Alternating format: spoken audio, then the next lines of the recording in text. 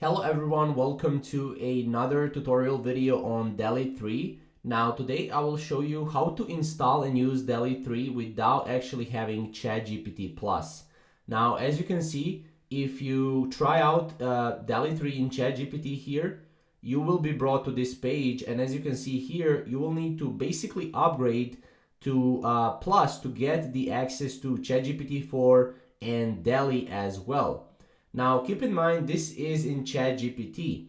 If you want, you can actually use DALL-E 3 without ChatGPT Plus. Well, how can you do that? Well, you can go into the Microsoft Bing image creator.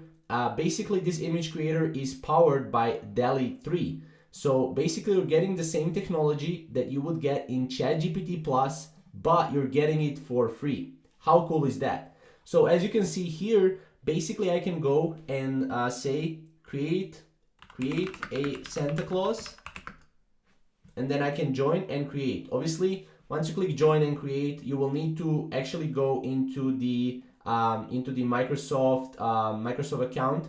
So I already have a Microsoft account here.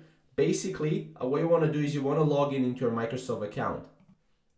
So as you can see, I logged in, and as you can see, it's currently being created by the AI. My image is being created by the AI. So I'll have to wait. As you can see, here is the prompt as well. So this is working exactly like DALL-E 3, as you can see. And obviously, when you click on an image, you can also upscale the image right here. As you can see, you can download this image, customize the image, and do a lot of different things right here, as you can see. So it's pretty much the same as DALL-E, but it is absolutely free. So if you want to try it out, definitely try it out. And yeah, we'll see you in the next video. Thank you guys for watching, and yeah, Merry Christmas.